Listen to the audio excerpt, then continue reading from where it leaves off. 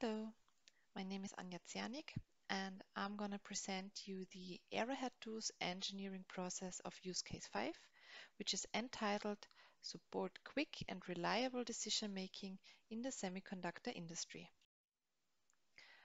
First of all, the outline is that I will give you an introduction on the use case 5 itself, and afterwards I will show you how the Arrowhead Tools engineering process is applied for use case 5.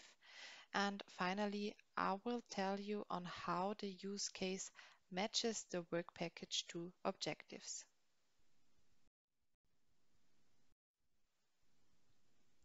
So for use case 5, I'm using here representations like classes of a database, of objects and algorithms.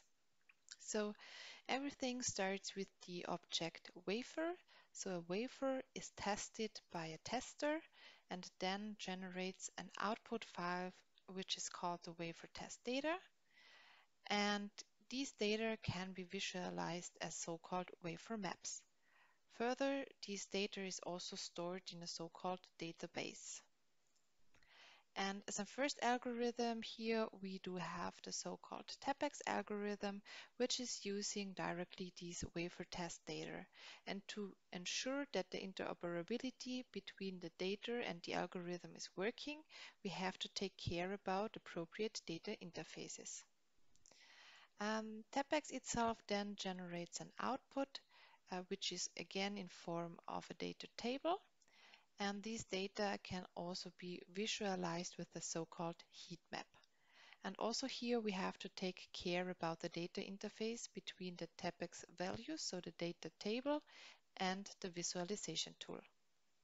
And of course, dependent on this visualization, experts can make their decisions and, for instance, trigger an alert in case of deviations. The second algorithm is the wafer health factor, which is also using this wafer test data and in addition some expert knowledge, and altogether then is inserted in the so-called machine learning pipeline, what the wafer health factor actually consists of, and the output is then also written in a table format.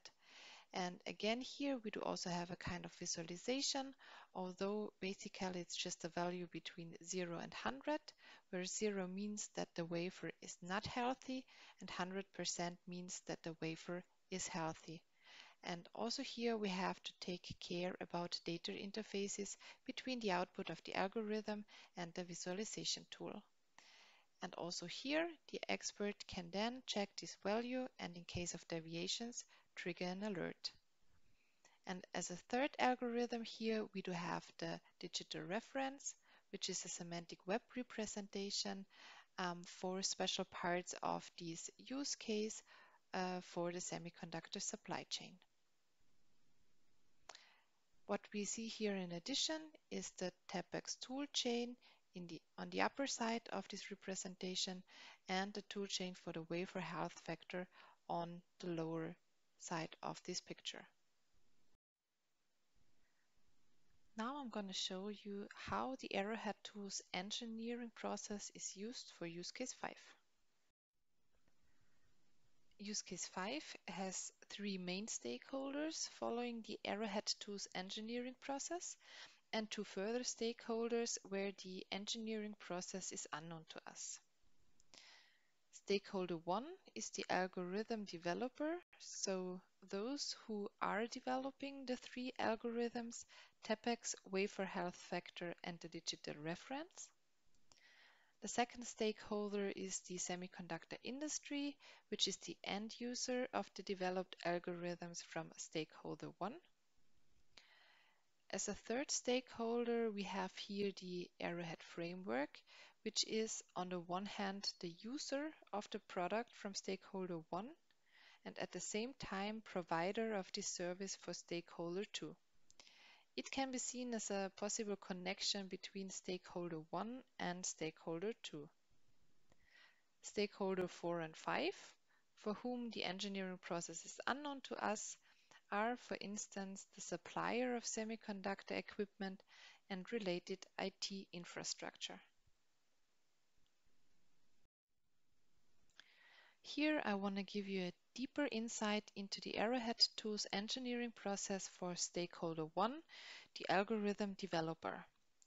Stakeholder 1 develops the algorithm. In our case, these are TAPEX, wafer health factor, and the digital reference, and then provides it or delivers it to further stakeholders.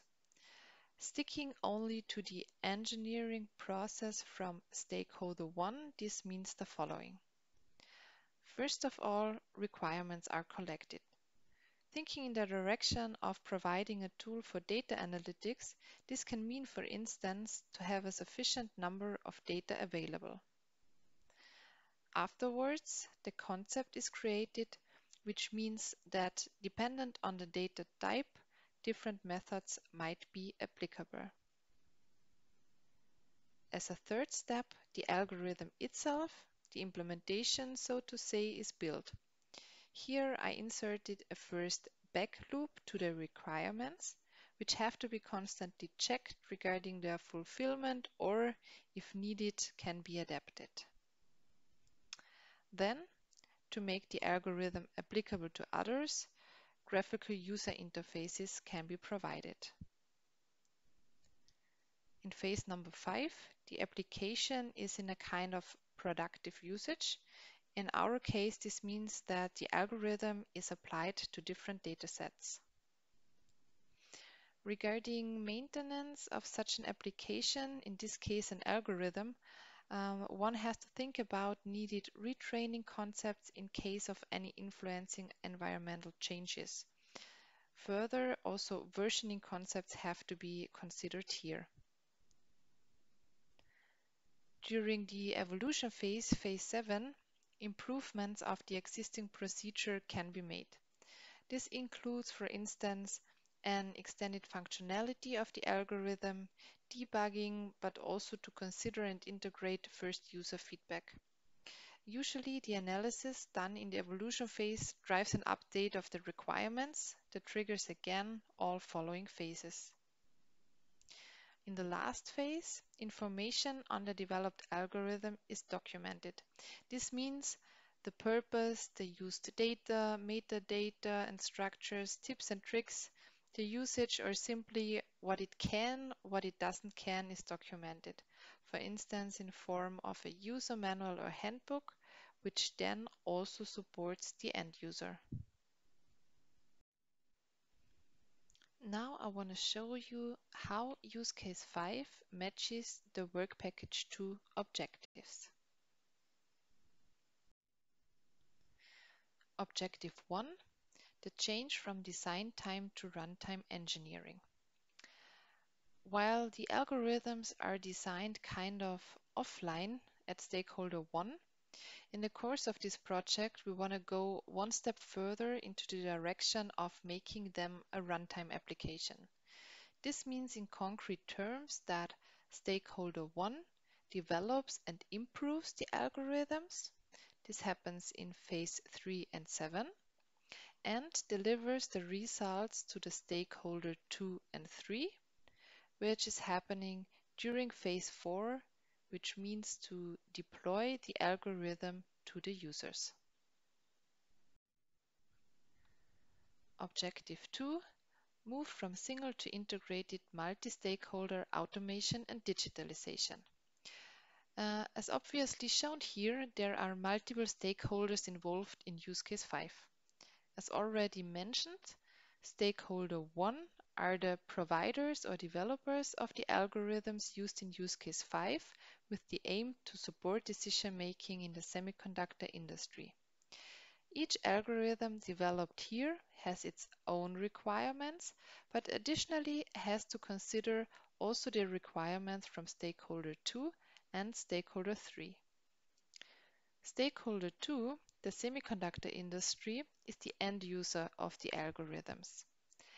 As soon as the stakeholder 1 enters its deployment phase, a first handover to stakeholder 2 can be performed, who then has to integrate the algorithms into their own toolchain, again consisting of their own engineering processes and further related stakeholders like suppliers of semiconductor equipment, shown here as stakeholder 4, or available IT infrastructures as stakeholder 5. Stakeholder 3 is the Arrowhead framework, which is user and provider at the same time. It is the user from stakeholder 1. This means that it gets information or input from stakeholder 1 and provides output to stakeholder 2. Globally speaking, this means that stakeholder 2 can get and integrate the information directly from stakeholder 1 or can use the stakeholder 3, the Arrowhead framework, as a service in between. Objective 3, handling of substantially increased number of IOs due to much more fine-grained automation. Each engineering process phase at least interacts with a second engineering process phase. Some phases have multiple interactions within, but also across different engineering processes from different stakeholders. These interactions are marked as connection line between the engineering process phases. Now, for a flawless interaction between different engineering process phases, for each engineering process phase, input and output has to be defined. While some of the input-output interfaces already exist, especially within the engineering process phases from one stakeholder, input-output interfaces across stakeholders have to be created in the course of this project. For instance, using the Arrowhead framework as a new tool, within this pipeline, suitable input and output structures have to be defined or even created to communicate with stakeholder 1 and stakeholder 2. Objective 4, address digital learning and training activities as an integral part of the engineering cycle. Each engineering process from every Arrowhead tool stakeholder includes phase 8, the training and education phase. For stakeholder 1, for instance, this means to document the functionalities of the developed algorithms and to provide a user manual, including recommendations on the usage and highlighting the purpose of the algorithms, for instance, the application area, the reason what it is made for, but also mentioning possible limitations. This is especially important to guarantee a satisfying and reliable outcome of the analysis. This user manual is handed over to stakeholder 2. There, it might has to be adapted or extended dependent on additional information which might be important for the end user or other software which might be related to the one provided by stakeholder 1.